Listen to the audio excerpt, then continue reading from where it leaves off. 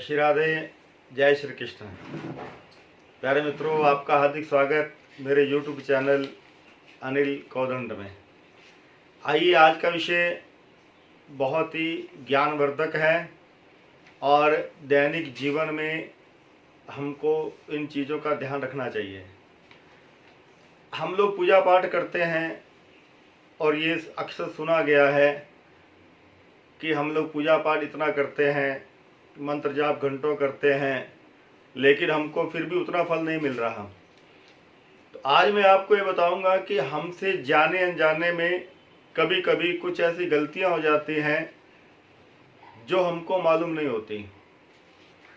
घर के मंदिर में हम लोग पूजा करते हैं, ज्योत जलाते हैं, दीपदान करते हैं, सब कुछ करते हैं, आरती वंदन करते हैं, लेकिन फिर भी घर में अशांति जो है वो बढ़ती रहती है। घर में तनाव बढ़ता रहता है, कभी किसी के विचार आपस में नहीं मिलते। तो ये हमसे कहीं ना कहीं जाने अनजाने में कुछ ना कुछ ऐसी गलती होती है जिस कारण से हमको अपनी पूजा का फल भी नहीं मिल पा रहा। प्यारे मित्रों, सही ढंग से, सही तरीके से किया गया कार्य अवश्य फलीभूत होता है। अपने घर के मंदिर में या जब हम लोग मंदिर में जाते हैं तो किन बातों का विशेष ध्यान रखना चाहिए, आज मैं उसके विषय में आपको जानकारी देने वाला हूं। आप लोग मेरे वीडियो को फॉलो करें तो आपको पता चलेगा कि मात्र कुछ ही दिनों में आपको बड़े सुखद फल मिलेंगे। हम लोग जब पूजन करते हैं तो सबसे पहली बात कि अपना मुख जो है हमेशा आप ईशान कोण की ओर रखें। यानी घर का मंदिर जो हो वो मंदिर आपका ईशान कोण में हो। यदि ईशान कोण में नहीं है तो आप पूर्व दिशा में भी मंदिर को बना सकते हैं, और अगर पूर्व दिशा में और ईशान कोण में मंदिर घर में कोई ऐसी जगह नहीं बन पा रहा तो आप लोग उत्तर दिशा में भी बना सकते हैं। ये तीन दिशाएं जो हैं बड़ी अच्छी मानी गई हैं, और सबसे उत्तम दिशा जो है वो हमारे पूजा घर का स्थान ईशान को। जब हम लोग पूजा करते हैं तो कभी भी ठाकुर जी के सामने, मंदिर के सामने अपने चप्पल नहीं उतारनी चाहिए। मंदिर में जब जाते हैं, मंदिर की चौखट पर या घर की चौखट पर कभी चप्पल नहीं उतारनी चाहिए। इससे लक्ष्मी जो है वो आपकी रूठ जाती है।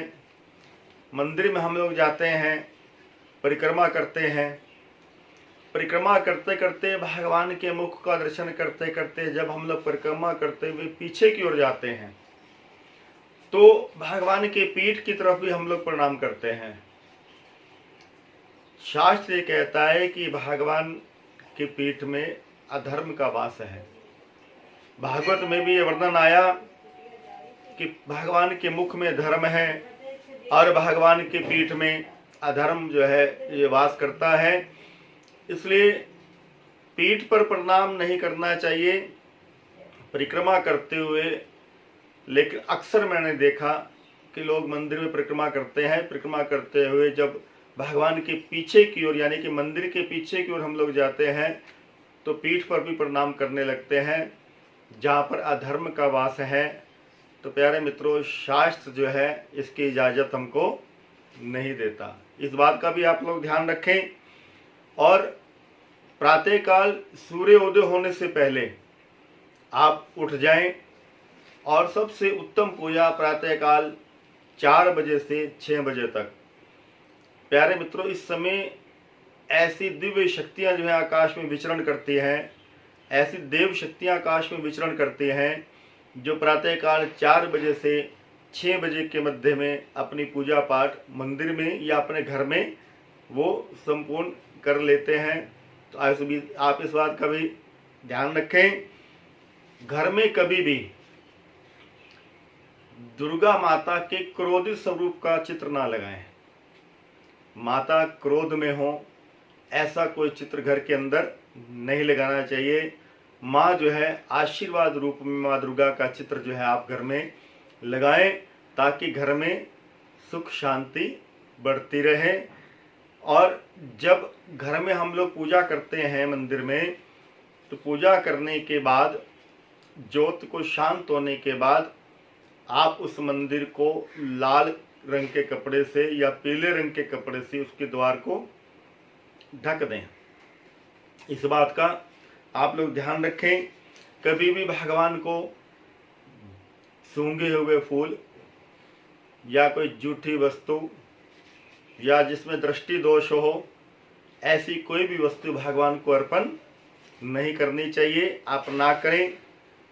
घर के मंदिर के अंदर माचिस और जली हुई तीलियां ये कभी भूल करके ना रखें।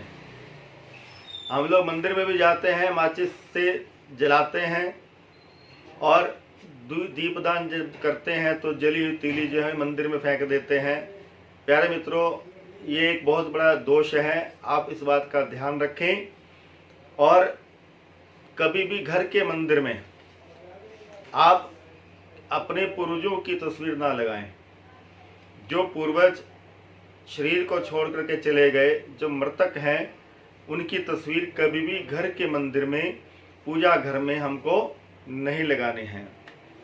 यदि आपको पूजा करते करते घर के मंदिर में छिपकली दिखाई दे जाए तो ये छिपकली जो है शुभ मानी जाती है। सभी डरते हैं इससे, लेकिन वास्तव में पूजा घर में यदि दिखाई देती है तो ये शुभ मानी जाती है। और प्यारे मित्रों, घर का मंदिर कैसा हो, कभी भूल करके भी लोहे का मंदिर घर का ना बनाना। सबसे उत्तम संगमरमर का मंदिर या लकड़ी का मंदिर भी हम घर में रखते हैं। ये दोनों मंदिर जो हैं शुभ हैं। घर के मंदिर को बनाते समय आप इस बात का भी अवश्य ध्यान रखें। भगवान की मूर्ति कभी भी अकेले ना लगाएं। जैसे राम जी की मूर्ति, शंकर जी की, कृष्ण जी की, आप अकेले यदि कोई मूर्ति रखना चाहते हैं रख सकते हैं, लेकिन जोड़े के साथ इनकी मूर्ति होनी चाहिए। जैसे राधा के साथ कृष्ण और सीता जी के साथ राम जी, गौरी के साथ शिव, ऐसे जोड़े से प्रतिमा जो है अपने घर के मंदिर की मैं बात कर रहा हूँ, घर के मंदिर में आपको ऐसे ही मूर्ति रखनी चाहिए। जब आप मंदिर में जाते हैं, शंकर जी को अभिषेक करते हैं, अभिषेक करते हुए जो जलाधारी होती है, मैंने देखा अक्सर कि माताएं बहनें क्या करती हैं कि दीप जलाती हैं तो उस जलाधारी के ऊपर ही दीप रख देती हैं। वो माँ पार्वती का हस्त कमल है। कभी भूल करके भी ये गलती ना करें। आप दीप दान करें, लेकिन जलाधारी से नीचे उस दीपक को रखें। जलता हुआ दीपक कभी भी शिवलिंग पर जलाधारी के ऊपर नहीं रखना चाहिए। और जलाधारी के ऊपर कोई भी वस्तु नहीं रखनी चाहिए। आप चावल, पुष्प आदि रख सकते हैं। यदि आपने फल भी रखना है, फल भी शंकर जी को अर्पण करना है, तो उस जलाधारी के नीचे स्थान पर आप उस फल को अर्पण भगवान शिव को कर सकते हैं। और पूर्व में मैंने बताया कि घर के मंदिर में या मंदिर में जब आप जाते हैं तो कभी भी भगवान के सामने अपनी चप्पल ना उतारें। थोड़ा साइड में करके अपनी चप्पल उतारें, क्योंकि ऐसा बताया गया है, ऐसा सुना गया है संतों के द्वारा कि जो घर के या मंदिर के बाहर अपनी चप्पल उतारता है तो उस चप्पल के ऊपर से जो कि लांघ करके जाता है, उस व्यक्ति का दुख भी आपको सहन करना पड़ेगा। ऐसा शास्त्र में माना गया है। इसलिए इन बातों का आप ध्यान रखें। जैसे आप अपने घर को स्वच्छ रखते हैं, सुंदर रखते हैं, ऐसे मंदिर में भी जा करके उस मंदिर को स्वच्छ रखें, सुंदर रखें। क्योंकि वो भगवान का घर है। जली हुई तीलियां ऐसे मंदिर के अंदर कभी ना फेंकें, इससे दोष होता है, इससे भगवान भी रुष्ट होते हैं। आप जली हुई तीलियां किसी एक निश्चित स्थान पर, साइड में, किनारे पर या बाहर उन तीलियों को फेंकें। प्यारे भक्तों, छोटे छोटे नियम हैं, और यदि आप इन नियमों को पालन करते हैं, इनको फॉलो करते हैं तो बहुत अच्छा परिणाम मिलता है पूजा से। इसके अलावा और भी कुछ नियम हैं, मैं आने वाली वीडियो में आपको नियमों के बारे में बताऊंगा, क्योंकि गलत तरीके से की गई पूजा भी भगवान स्वीकार नहीं करते हैं तो उस पूजा का उतना फल हमको नहीं मिल पाता। ये जो भी बातें मैंने आपको बताई, आप इन बातों पर अमल करें और बड़े भाव से भगवान का पूजन करें, भक्ति करें, मंत्र जाप करें तो आपको अवश्य फल प्राप्त होगा।